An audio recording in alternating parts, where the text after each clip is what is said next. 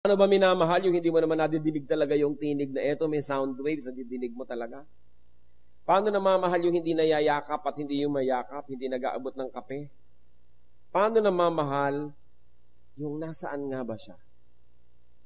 How can we love God and how can we love an invisible God? Yan po ang pamagat ng ating pag-aaral at pagpalain tayo ng Panginoon at magpakilala pa siya ngayon ng higit sa dati. Salamat, Panginoon, maaari po kaming magbulay-bulay, mag-aral na yung salita. At dahil inuutos niyo at itinuturo na kayo mahalin, ituro niyo nga sa amin kung paano ginagawa ito, gayong hindi namin kayo nakikita. Reveal yourself to us in many and deeper ways. And Father, may you enable us to really love you. As we study this topic, be our teacher, please. Be our speaker. Lift us up out of ignorance, out of being underinformed, out of little knowledge, so we can know you more. We can love you more. Father, release us from the bondage of darkness. Hayaan nyo kaming makakita ng dapat makita, makarinig ng dapat marinig, matuto ng dapat matutunan. We surrender our all to you.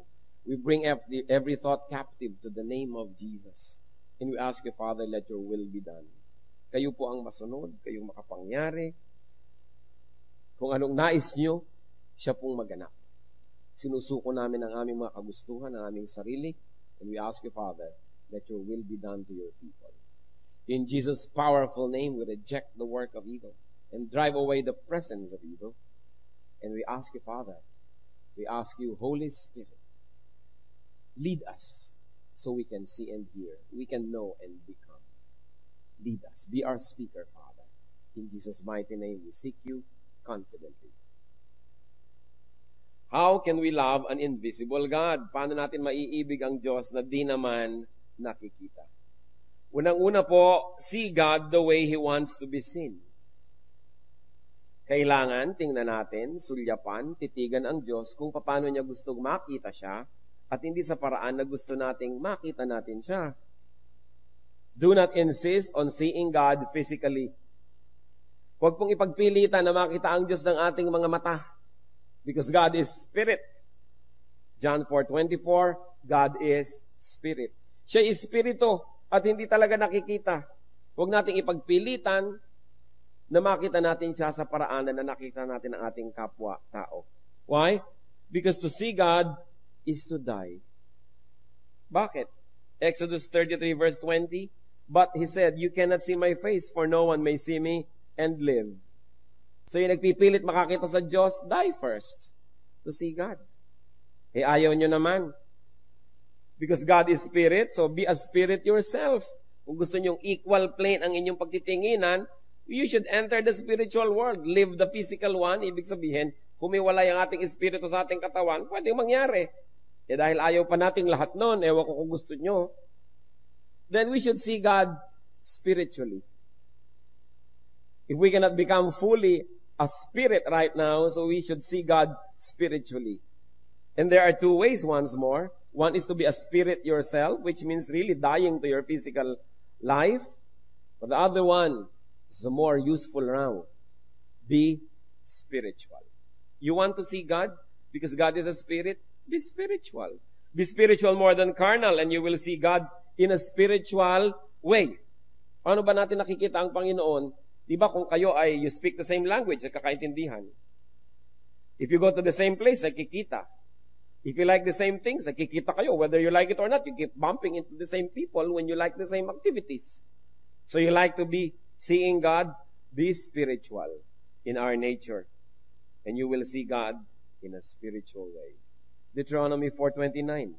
But if from there you seek the Lord your God, you will find Him if you look for Him with all your heart and with all your soul. So ang naghahanap yung puso, yung kaluluwa, hindi lang yung mata. Sapagkat ang Panginoon, kung nabubuhay tayo sa paraang espiritual, makikita natin siya. Because as I have been repeating all along, because God is a spirit. So we should see God indirectly, hindi directly. Yung diretsong nakakakita sa Diyos, sabi niya, namamatay o kailangan patay ka na. Para talaga lubos na, diretso. But we can see God indirectly because God usually reveals Himself indirectly In other words, through reflections. Through reflections, we can see God. 1 Corinthians 13:12. Now we see but a poor reflection as in a mirror. Then we shall see face to face. Pero kailan yun? Then, later, when the Lord comes. Now I know in part, then I shall know fully, even as I am fully known, even right now. So, kilala ako ng Diyos buo ngayon, pero konti lang pagkakilala ko sa Kanya, hindi lubos. Ngayon, nakikita ko lang, reflection, pero darating ang panahon, face to face. In other words, ang Panginoon sa Biblia, nakita po natin kung paano magpakilala. Sometimes, darating light. Sometimes, sound. Mga dumadagundong na mga kulog, o mga kidlat, o sabay. Nagpakita ang Panginoon kay Moses as burning bush. Nag-aapoy lamang na isang kahoy doon, isang halaman tuyot. Nagpakita at nagsabit, nagparinig ang Panginoon sa pamamagitan ng mga prophets niya. Hindi naman siya gumagawa ng personal appearance para kakausapin. Yung mga prophet na kinakausap. Pagkatapos yung prophet ang magsasalita, indirect. And even the Father revealed Himself through the Son. So sa pamamagitan ng Diyos Anak, yung Diyos Ama ay nagpakilala rin, indirect. Hebrews 1:1-2. In the past, God spoke to our forefathers through the prophets at many times and in various ways. But in these last days, He has spoken to us by His Son, whom He appointed heir of all things, and through whom He made the universe. As you see, even the creation of the world by the Father was made through the Son, hindi rin direct. Laging may mga reflection. Ganon din naman ang ating Eastern, Oriental culture, bihira yung diretso, laging may mga parinig,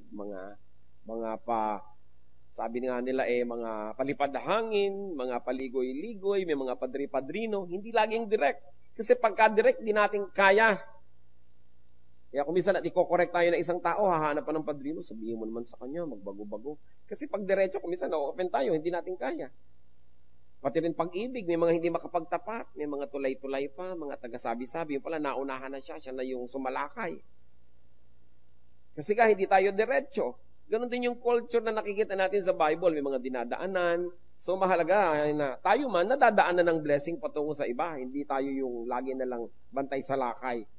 Kung binibigyan tayo ng marami ng pagpapala ng Diyos, siguro hindi atin lahat yun ipinaabot sa iba, pinapadaan sa atin, hindi natin dapat sila solo agad. Kaya merong mga dinadaanan. Napakahalaga yun. So, paano nagpapakilala ang Diyos? Saan ba siya dumadaan? We can see God through, first and foremost, His Word.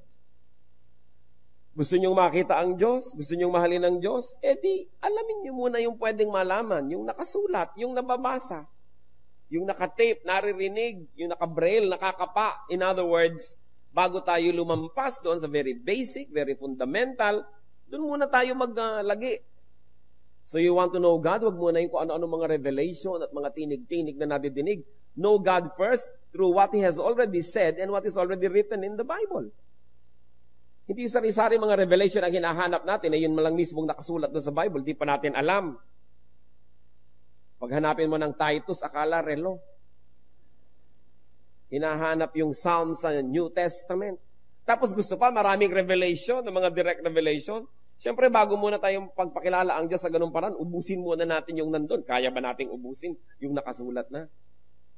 Sabi, gusto ko pong makilala ang Diyos, makita ang Diyos. Ba't ka nakatingin sa ulap? Masisilaw ka lang dyan.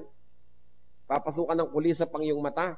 Yumuko ka doon sa Biblia mo, tingnan mo, dahil makikilala mo at makikita mo doon ng Diyos.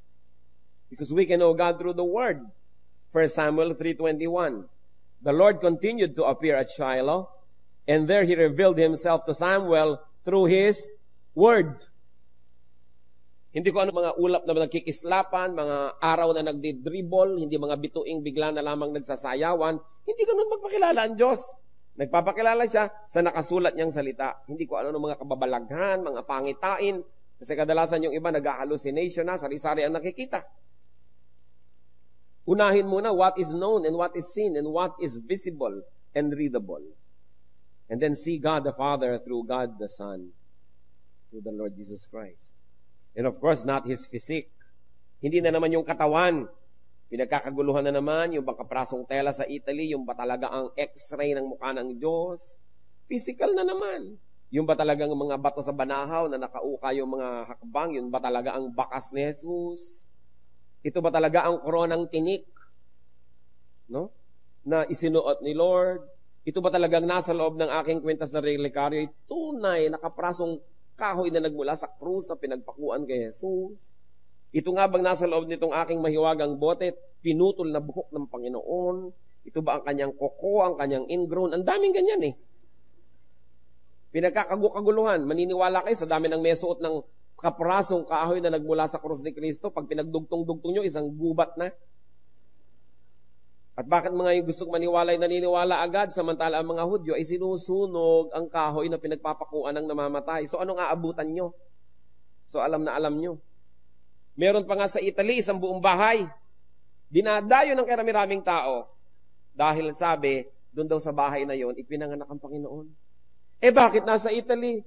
Binuhat daw ng mga anghel. Maraming naniniwala. Yung pong mga masyadong mahilig na makita ang Diyos in a physical way, sari-sari ang makikita.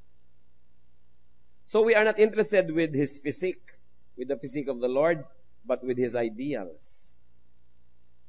Not with the way He looked, but with His personality. Not with all the kitchen implements and utensils He used, but His traits. Not yung mga hakbang-hakbang at bakas-bakas niya sa mga bato-bato, but His mission.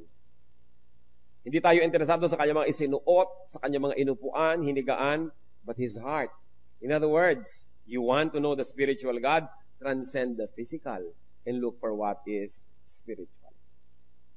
Kadalasan din, nagkakagulo tayo. O eto ang damit ng aking lola, eto ang isinuot niya, eto ang kanyang gintong ngipin.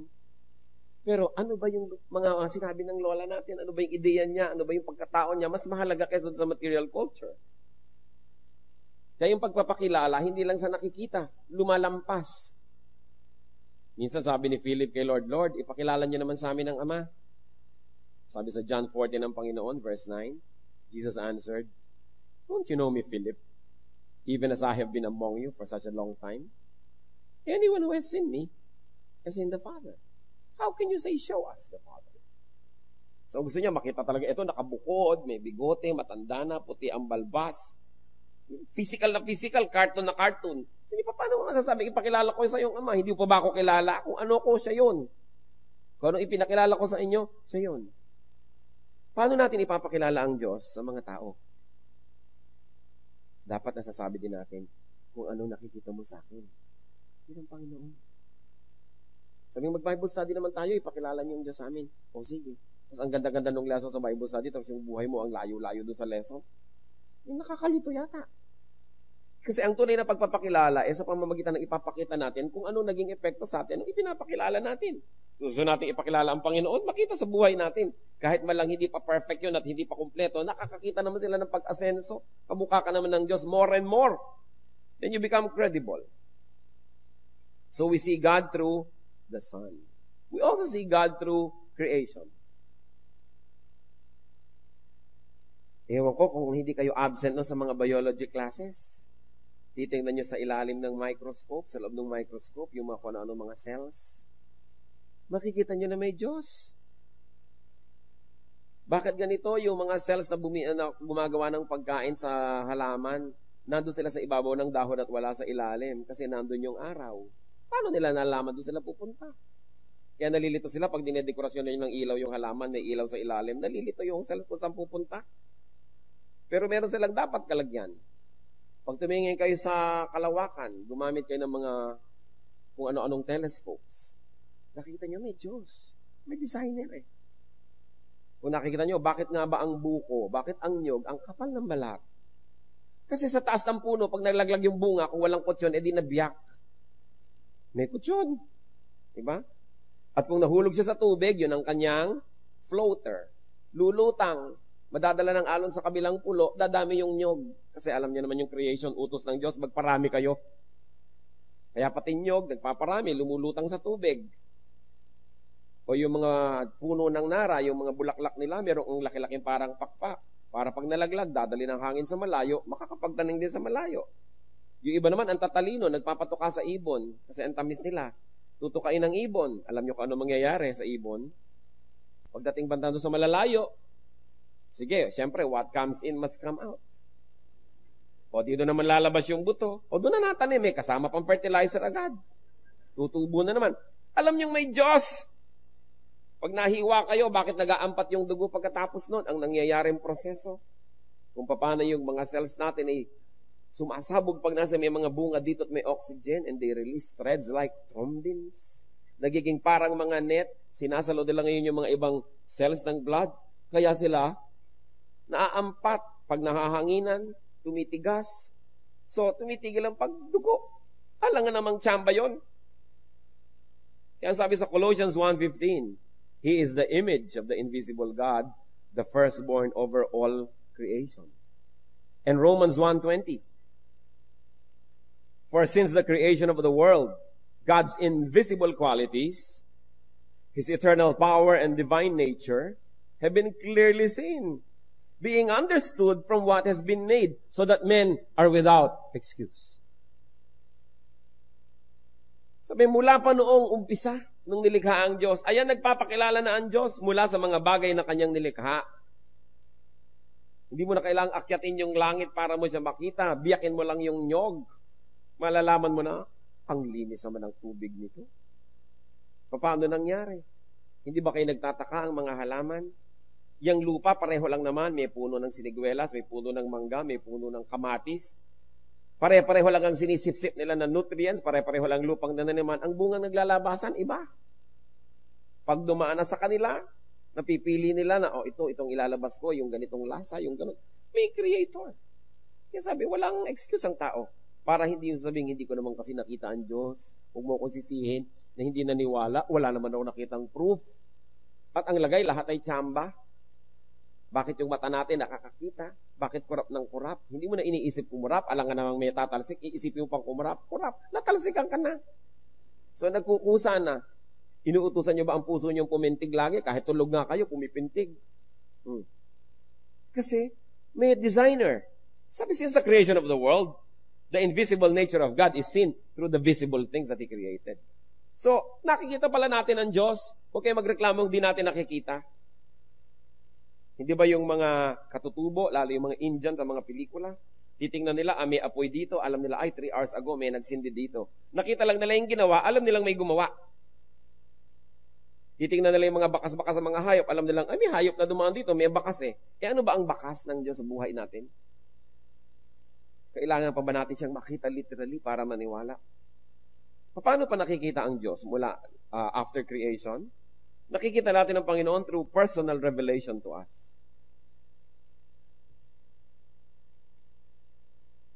Genesis 35 verse 7. There He built an altar, and He called the place El Bethel, because it was there that God revealed Himself to him when he was fleeing from his brother. So maraming paraan ng pagpapakilala ng Diyos. Meron na sa pamamagitan ng nature, meron sa pamamagitan ng kanyang salita, at merong very personal din. Nagpapakilala. Nagpaparamdam. Kumakausap sa atin. Sa paraang di natin alam kung paano. Pag sinasabi sa Bible na, and God said to Abraham, nadidinig ba niya talaga yung boses? O nai-imprint pa sa kanyang puso? Hindi sinasabi sa Bible kung paano. Pero nagpapakilala.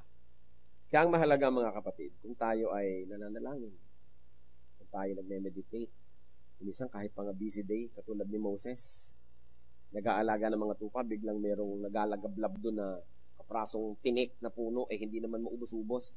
Napansin niya, lumapit siya, yung pala kakausapin siya ng Diyos. Tayo man, maraming kinakausap tayo ng Diyos sa maraming paraan. Pero binibigyan ba natin ng pansin? Katulad ni Moses, it was just an ordinary working day. He saw the burning bush. But you see, yung burning bushes naman, hindi kakaiba yan sa Israel at sa disyerto ng Sinai Peninsula.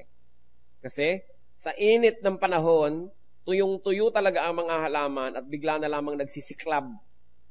At sandaling-sandaling siklab lang yun, palibasa tuyong-tuyo. Kaya namamatay agad. Kaya hindi ka takataka makakita ng nagsisiklab na halaman. Hindi kakaiba. Pero si Moses, dahil pinansin niya yung nagsisiklab na yon, nahalata niya. Parang hindi yata siya nauubos. Dapat ilang saglit lang, ubos na dahil mabilis mapupok dahil tuyong-tuyo. Patang tagal hindi pa maubos-ubos. Lumapit siya. At nung lumapit siya, doon niya nadinig ang tinig ng Diyos. Baka naman tayo, tinatawag din ng Panginoon, gusto rin niya magpakilala, gusto niya magbigay ng guidance.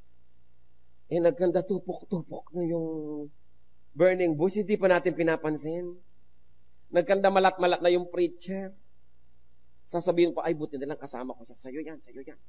Yung hindi natin pinapansin, mensahe pala sa atin. Baka naman napagod na yung mensahero. Naubos na ang oras, hindi pa natin pinapansin. Because God is the same yesterday, today, and tomorrow. And if God was revealing Himself through people of the Old Testament, what will stop Him from revealing Himself to us now?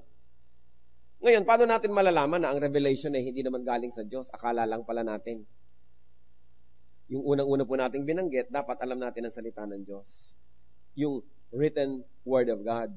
So that we can protect ourselves from messages that are contradictory to the written Word.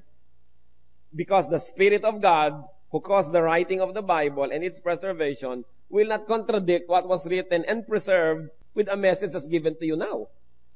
Yung mga iba sabihin, kinausap ako ng Diyos, hindi na daw dapat basahin ng Biblia. Ano? Sinasabi nga ng Biblia na dapat siyang binabasa lagi. Ibig mo sabihin, yung Espiritu ng Diyos, kinukontra yung sarili niya. So, huwad ang iyong revelation. Kaya po mahalaga, bago tayo tumanggap ng personal revelation, and I believe na hanggang ngayon meron nun, ginaguide tayo ng Diyos in a spiritual way, in very practical ways, na hindi written in the Bible. Mag-aasawa ka, ang choices mo, si A, B, C. Alam nga namang humanap ka ng verse para ituro niyang A, O, B, O, C. Wala. Kailangan natin ng guidance ng Diyos. Magne-negosyo ka, ano ba? Magtatayo ba ako ng tindahan ng gulong? O magtatayo ba ako ng vulcanizing na panggawa ng gulong? O ano bang gagawin kong negosyo? Wala yun sa Bible. Pero interesado na ng Diyos sa detail ng buhay natin na yun. Meron siyang perfect will for all of us. So, kailangan yung revelation. Ano bang gagawin ko sa kapatid ko na to na kumukupit sa akin? Papabayaan ko? Hihiyain ko? O nakalagay siyempre sa verse sa Bible ko anong gagawin natin. So, hindi mo na kailangan halimbawa ng extra revelation. Nagdadalawang loob ka, ano bang gagawin ko dito sa asawang ko? Hihiwalayan ko kaya to? Alam mo, sabi sa Bible na, ang mag-asawa ay mag-asawa habang buhay. So bakit mo pa iniisip yan? Anong revelation ang inaantay mo? Yung sulsulang ka ng revelation, na gawin mo yung gusto mo? Na contradictory sa nakasulat? Kaya meron po mga tao masyadong mahilig sa revelation, alam daan nyo? Kasi gusto nilang takasan yung written word of God, humahanap sila ng ibang maisasangkalan para gawin yung gusto nila. Kaya kailangan, tayo may naniniwala sa present day revelation, unang-una, it must be referred to the Word of God, because the revealed will to you will not contradict the written Word that has been revealed to everybody else since the start. Kaya na-check po natin, kaya mahalaga is to know God through His Word. And then, there is also such a thing as personal revelation. So, nagpapakilala ang Panginoon. Tayo po na nabubuhay sa pagsunod sa Panginoon, nakikita natin yan, kinakausap tayo. At sa pagsunod natin, napapatunayan natin yun nga ang kalooban ng Diyos. Pero tiyakin po natin, bago tayo susunod sa anumang iniisip natin na revelation, ire-refer muna sa written Word of God. And that is the standard by which we measure the authenticity of whatever revelation we receive. How else can we see God? Believe it or not, but you can see God through yourself. Nilikha tayo sa wangis ng Diyos. Nakikita din natin ng Diyos sa pamamagitan natin. Nananalamin tayo, hindi physically but spiritually, and we see God. Nakikita rin natin yung kabutihan niya, yung kanyang pag-ibig, yung kanyang kabaitan. Minsan nakikita rin natin yung kanyang pagdidisiplina. Nakikita natin yung kagustuhan nating maging tama at itama ang nasa paligid. Nakikita natin yun because God also reflects His image on us. 2 Corinthians 3:18. And we who with unveiled faces all reflect the Lord's glory are being transformed into His likeness with ever-increasing glory, which comes from the Lord, who is the Spirit. So you want to see God? Look at yourself. Look at other people also, especially those who are growing in the Lord. You will see parts of God. You will not see the whole of God, but you will definitely see parts of God. So ano pong makokonclude natin? That God is not really invisible. That God is not really impossible to see. Kaya lang, hindi natin dapat ipilit na makita siya in a physical way. Those who insist on seeing God physically end up making their own gods. Yan ang panganib. Yung nagpipilit na makita ang Diyos sa isang paraan na physical, sa pamamagitan ng mata, mahipo, sa pamamagitan ng kamay, ay gumagawa at umiimbento ng kanilang mga Diyos-Diyosan. At ito ang dahilan kaya naging talamak ang idolatry. Hindi kontento ang tao na makita ang Diyos sa spiritual way, through His reflection, indirectly, through His word. Gusto pa nila physical masyado. Kaya gumagawa sila ng mga Diyos-Diyosan. Psalm 115, verses 2 to 8. Why do the nations say, where is their God? Hinahanap daw ng mga bansang hindi mananampalataya. O nasaan ang Diyos nyo? Nasaan? Patingin. Our God is in heaven. He does whatever pleases Him. But as for these people, na gustong nakikita ang Diyos, but their idols are silver and gold, made by hands of men. They have mouths but cannot speak, eyes but they cannot see. They have ears but cannot hear, noses but cannot smell. They have hands but cannot feel, feet but they cannot walk, nor can they utter a sound with their throats. Those who make them will be like them, and so will all who trust in them. So itinatanong dito, bakit ba tinatanong ng mga taong ayaw maniwala sa Diyos kung nasa ng Diyos natin? Ewan ko kayo, kung natatanong kayo ng mga kamag-anak nyo, o magsisimba na naman kayo, wala naman kayong Diyos doon. Nasaan? Patingin. Kailangan nahihipo, nahahaplos, pupunasan, nakikita. Sabi niya, yan daw sinasabi ng mga nations, where is their God? Sabi niya, our God is in heaven. Wala dito. Spiritually, narito, pero ang kanyang lubos na presensya, wala rito. At ginagawa niya kung anong dapat gawin, pero ang mga Diyos-Diyosan daw, nung mga gusto yan, ayan, silver and gold, gawa lang ng kamay ng tao. May bibig, may labi, pero di nakakapagsalita. May mata, pero di nakakakita. May tainga, pero hindi nakakarinig.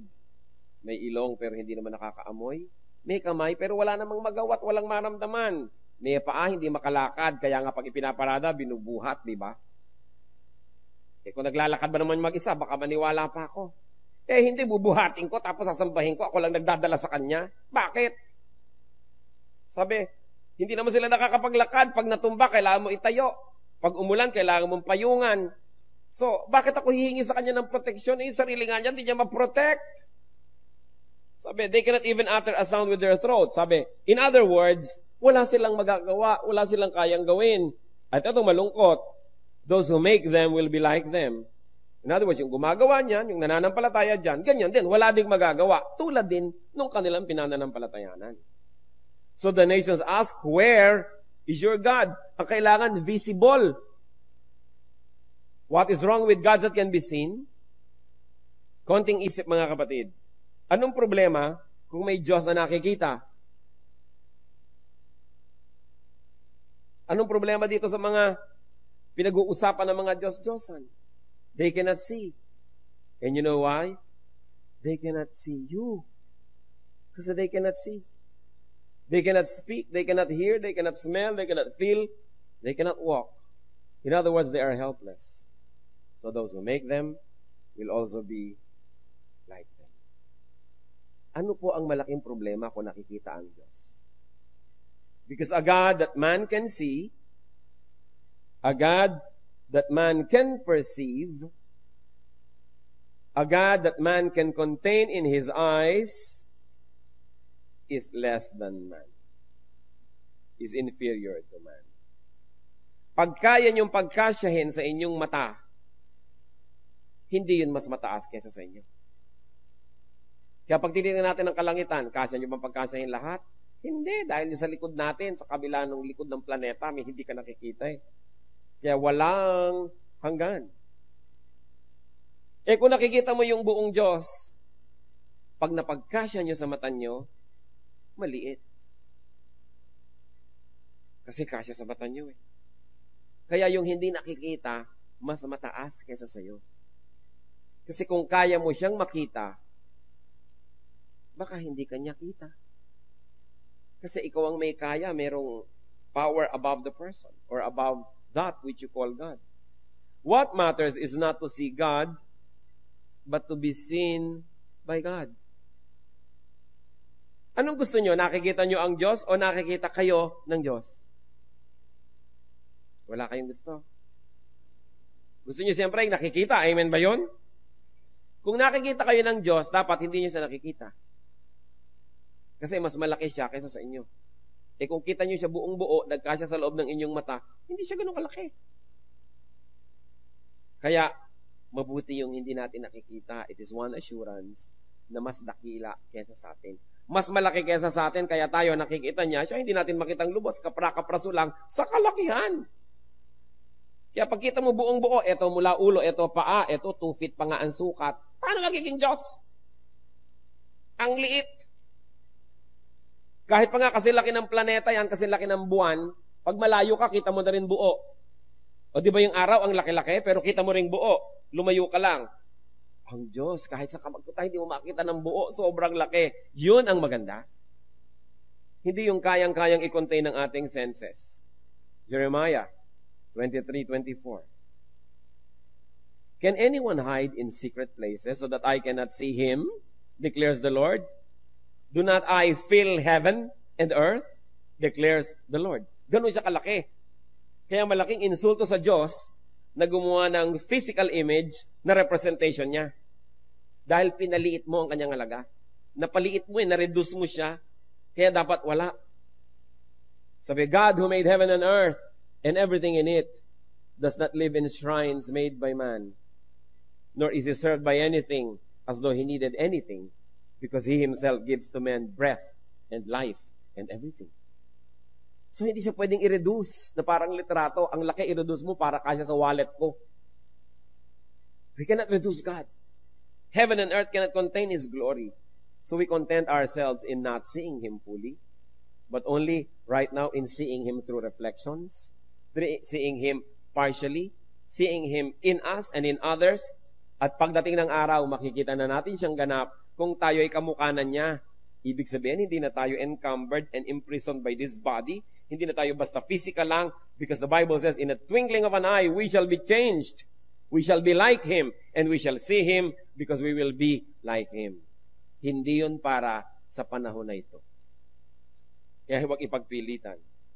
Ang mahalaga, sa kalakihan niya, kahit saan tayo sumuot, kahit saan tayo pumunta, kita niya tayo, yun ang importante. That He is greater than we are. Psalm 139, verses 7 to 12. Where can I go from your spirit? Where can I flee from your presence? If I go up to the heavens, you are there. If I make my bed in the depths, you are there. If I rise on the wings of the dawn, if I settle on the far side of the sea, even there, your hand will guide me. Your right hand will hold me fast. If I say, surely, the darkness will hide me, and the light become night around me, even the darkness will not be dark to you. The night will shine like the day, for darkness is as light to you. Sabi, paano ko magtatago sa Diyos? Paano ko pagtataguan? Paano ko iiwasan? Kahit maakyat ko ang langit, yun naman kung kaya ko, syempre, nandun kayo. Ngayon, sumisid ako sa pusod ng dagat, kalalim-laliman sa Philippine Deep, o sa Marianas Trench, andun pa rin kayo. Kung makakasaya ko sa pakpak ng bukang liwayway at salubungin ko ang araw, pagdating ko doon, naroon pa rin kayo. Kahit tumawid ako ng dagat at magpunta sa pinakamalayong ibayo, naroon pa rin kayo. Kaya kahit saan ako magpunta, natutulungan niyo ako. Your hand will guide me. Ngayon, kung ako na may gumagawa ng mga kamalian, nagtatago pa sa dilim, sabi na ako, baliwala. Kasi ang dilim ay liwanag din sa inyo. Walang kayang itago sa Diyos. We cannot see God, but He sees us. Is that not wonderful? Walang pwedeng ilihim. Kung gayon, wala rin tayong suliraning di niya alam. Wala tayong mga iniisip na mali na di niya alam. Wala tayong mga pandarayang di niya alam.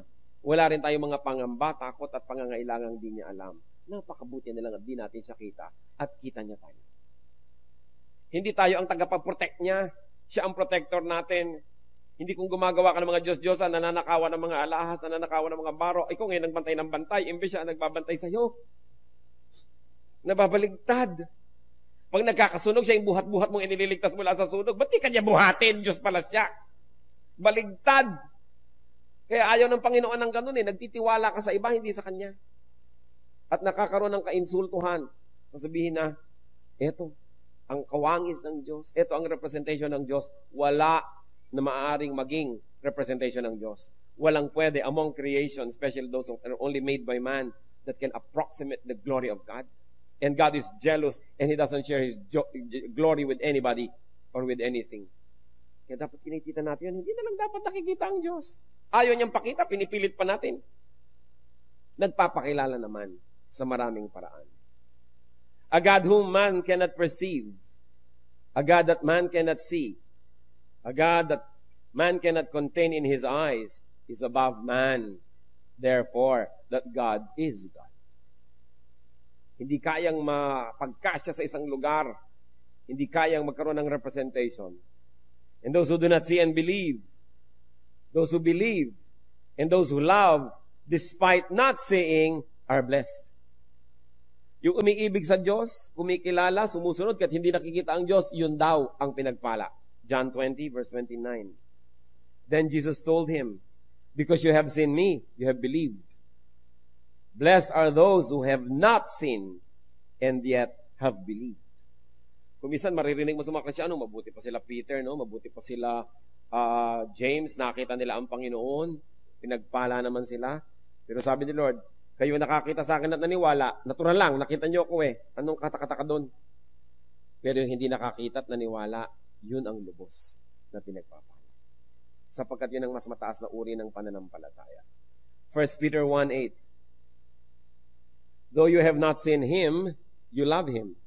And even though you do not see Him now, you believe in Him and are filled with an inexpressible and glorious joy. Yun daw po ang malalim na pagkakilala, yung hindi mo nakikita, yung naniniwala. What is important, brothers and sisters, is not to see God, but to be seen by God. So, love God the way He wants to be loved. Remember, ang pinag-uusapan po natin, how can we love an invisible God? Point number 1 natin is, see God the way He wants to be seen. At lahat ng diniscuss natin, may kinalaman doon. Pangalawa, love God the way He wants to be loved. Not the way we want. Treat God the way He wants to be treated, not the way we want to treat Him. John 4:24, God is spirit, and His worshipers must worship in spirit and in truth. In other words, we want to love God, we love Him in spirit. How do you love God in spirit? First of all, fellowship with God in spirit, in the spirit. In other words, be spiritual. We can fellowship with God by being spiritual. How is that done? By being like Him in character. Pag yung character natin magkamukha, may genuine fellowship. Tulad ng mga dating mga anak, sons and daughters, hindi maintindihan ng magulang nila. Nung naging magulang na sila, yun, naintindihan na nila yung magulang nila. Mas nagkaroon ng connection, nagkaroon ng fellowship. Nagkakaroon tayo ng connection and fellowship with God. We get to understand God. We'll get to know more God when we become like God in character. Katulad ng hindi mo naiintindihan yung mga manager sa opisina, nung naging manager ka, naintindihan mo, then you can have genuine fellowship because you really understand each other. Because you know each other. You say, now I know Him, kaya pala. So, paano natin makikilala ang Diyos? By being like God in our character. Pagka nagpapatawad na tayo ng mga mahirap patawarin, pag nagbibigay na tayo sa mga hindi karapat-dapat bigyan, pag nagmamahal tayo sa mga hindi kamahal-mahal, nalalaman natin, ganun pala ang nadarama.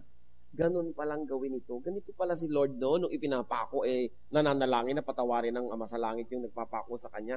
Paano natin malalaman kung hindi tayo magpapatawad sa mga nagpapako din sa atin? You want to know God?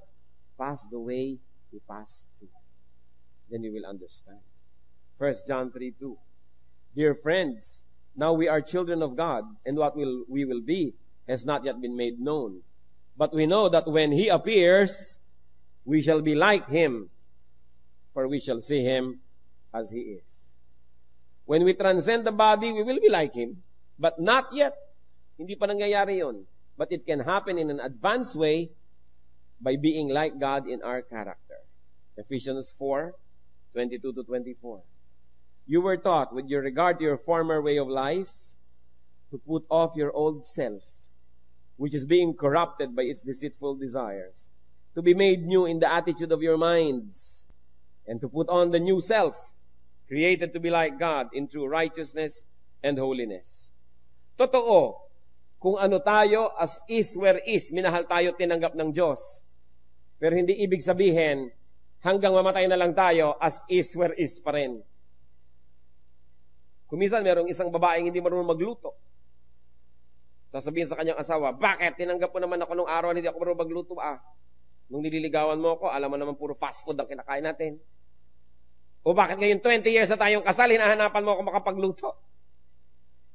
O iba naman yung tinanggap kayo kung ano yung kalagayan nyo bago kayo ikinasal. Pero hindi naman ibig sabihin, lisensya nyo na yun na huwag nang umasenso habang buhay.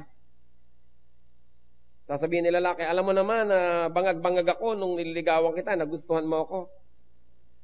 Tapos ngayon, hahanapin mong magbago ako, mag-ayos. Syempre, may anak na tayo, meron tayong mga babayarin na bills, ibinalik na naman ng PPA, no? Sa kuryente. PPA nga ba yun? Mahal na naman, tapos pabangag-bangag ka pa dyan.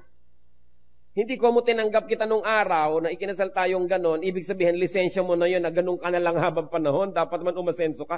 Tinanggap ka na nga ng ganon, di dapat umasenso ka naman bilang pag-appreciate na tinanggap kang ganon. Marami pong ganyan mga tao sabihin, bakit ganito na ako noon Oo nga, pero ibig sabihin, 20 years, 15 years, 5 years, dumadaan, ganon ka pa rin, di ka man lang aasenso. Ano ba sabi sa Bible? That God changes us from glory to glory, hindi yung the same. Kailangan umaasenso. Sasabihin pa niya, tatlo na nga ang anak ko sa pagkadalaga nung ako iniligawan mo ano naman magkaanak uli akong 4 ngayong asawa na kita, kung kani-kanino. Tama ba yon? Tinanggap ka na nga na gano'n o kalimutan na ang nakaraan. Ibig sabihin naman, ayos-ayos na tayo. Alangan namang dumami na naman yung anak mo kung saan-saan gilid-gilid. Dahil lang tinanggap ka nun. Dapat umaasenso tayo, nag-iiba. We become better and better. So sabi, you were taught in your former way of life to put off your old self. Kailangan magbago. Put on the new self. And by that way, we will know God more and more. Habang nagiging deeper ang ating kabanalan, doon natin nakikilala ang Diyos kasi siya'y banal. Paano mo ba nakikilala yung banal? Di magpakabanal ka rin. Matthew 5:48. How can we love God? By being spiritual, by being like Him in character. Matthew 5:48, be perfect, therefore, as your heavenly Father is perfect. So we are to be like God. How do we know God more? By doing His deeds. John 14:12. I tell you the truth, anyone who has faith in me will do what I have been doing. He will do even greater things than this, because I am going to the Father. And as we work side by side with God, then we will know God. Napakaraming paraan para makilala at mamahal ang Diyos. How else do we love God? Love God in truth. Kanina sinabi natin, love God in spirit. Ibig sabihin sa ating character. Now naman, you love God in truth, in practice, in deeds concerning our daily life. We are to be like God in character, we will know Him more. We are to be like God in deeds. And when we do what He does, especially deeds concerning His church, then we will know Him better. Matthew 25:45. He will reply, I tell you the truth, whatever you did not do for one of the least of this, you did not do for me. So ano pa palang ginagawa ng Panginoon? Hinahanap niya sa atin na gawin yung mga ginagawa niya sa tao, sa church, yung mga ginawa ng Panginoon dapat din natin gawin. Yung ginawa niya sa kanyang creation, what He did to His creation, inaruga, minanage, dapat ganun din ang gawin natin. And then we take care of nature, when we take care of the environment, we get to know God more, who is the creator of such environment. And when we do His will, we will know Him more.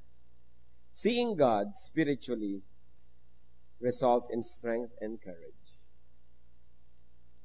Anong nagiging bunga pag lalo natin siya nakikilala? By being like Him in character and in deeds, that's how we see Him spiritually. That's how we know Him spiritually. Nagiging tayo malakas. At nagkakaroon tayo ng lakas ng loob, paninindigan. Hebrews 11:27. By faith, referring to Moses, he left Egypt, not fearing the king's anger. He persevered because he sought Him who is invisible. Bakit daw tinalikuran ni Moses ang karangya ng Egyptian court? Bakit sumunod siya sa kautusan ng Diyos? Dahil nakita niya yung invisible God. dahil nagpakita ng reflection, nagparinig ng tinig, ipinakita ang kalooban niya, at nung sinunod ni Moses habang sumusunod siya, lalo niyang nakilala ang Diyos. Not physically seeing God is not a disadvantage. The unseen God is great.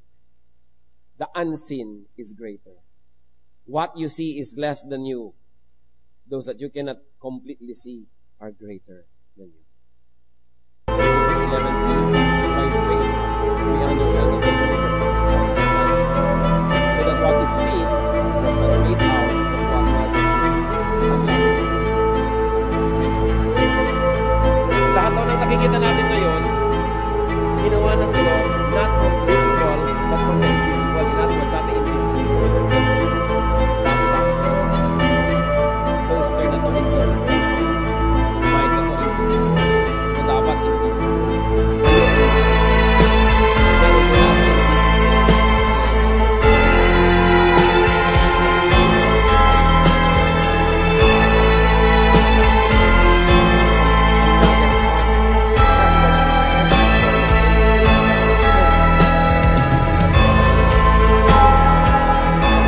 level of understanding, another degree of spirituality. Kaya napakahalaga na maintindihan natin yun, na dalawa yan, hindi lang yung nakikita, may katumbas yan. Parang yung pera na hawak nyo, may katumbas na gold yun sa central bank. Pag walang katumbas, fake ang pera. So lahat ng nakikita rin natin sa physical world, may katumbas sa spiritual world. Katulad ng limbawa, nakita nyo yung asawa nyo na kasi mangot. Anong katumbas doon sa spiritual world? Siguro galit sa inyo, siguro naiinis, siguro nagsiselos. Kaya merong spiritual reason kaya naging ganda ng itsura ng mukha niya. Meron naman nakangiti. Ang pagkakangiti, hindi mo talaga mapigil. Mo in love ka, no? Di ba madaling makita yung ngiti ng in love? O ano yun? May spiritual reality, meron siyang love, lumalabas sa physical world. Yung physical, nagpapakilala lang doon yung spiritual.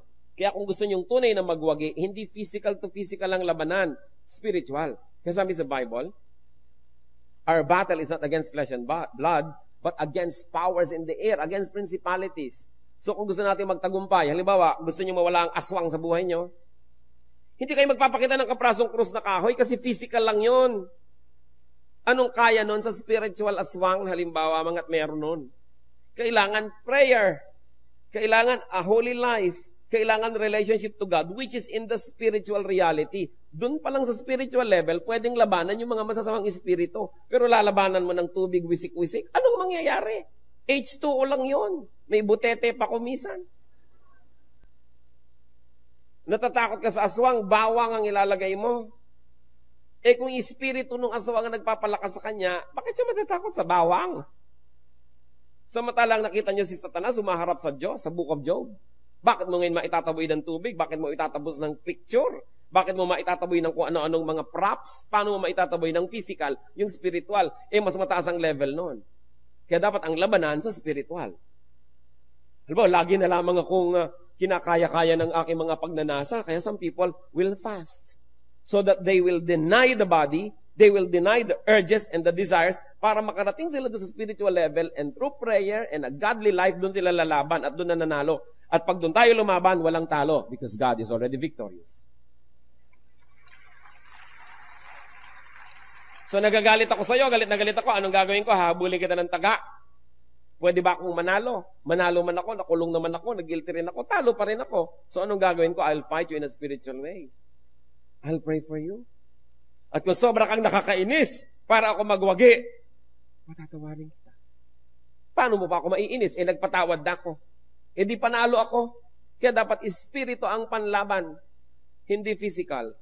Our battle is not against flesh and blood, but against powers in the air, against principalities. The only way to fight them is to go to the spiritual level and wage the battle there. How do you do that? By living a spiritual life and by using spiritual tools in the name of the Lord. And when we do that, we can never fail because Jesus Christ is victorious.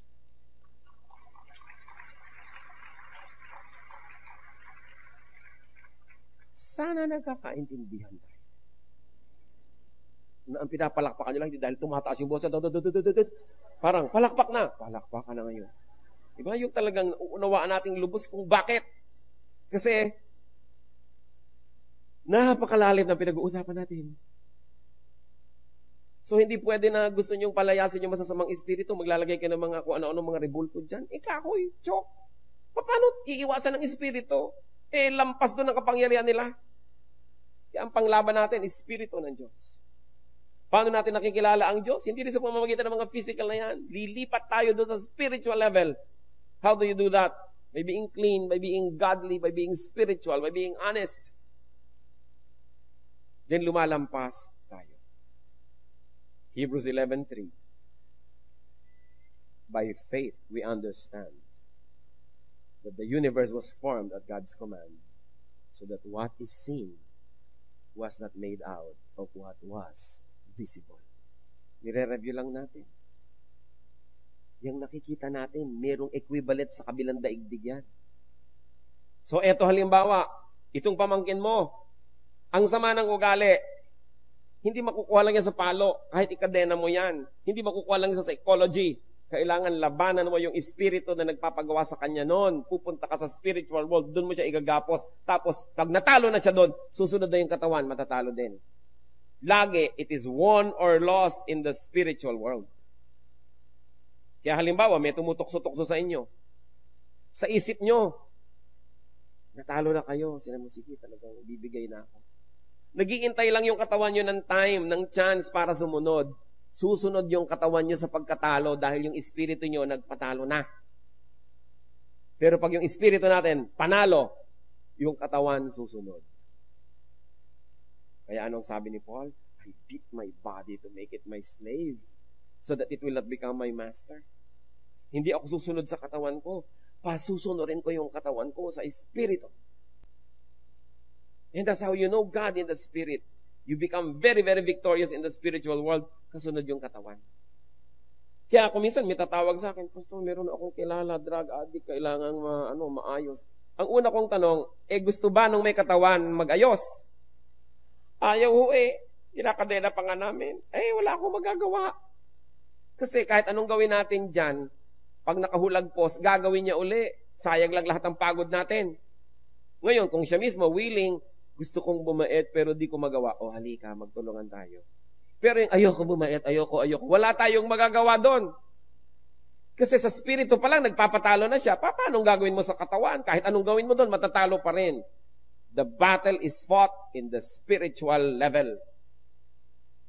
Kung lubos nating uunawain yun, dadali ang pagtatagumpay. Kasi doon sa level na yon matagumpay ang Diyos. Sa physical level, hanggang ngayon nagtatagumpay pa si Satan kasi hindi pa siya nakagapos. Kaya pag lagi kang physical at lagi mong kinakatang let's get physical, marami kang talo. Sana mag-physical ka lang sa exercise, okay yan. No?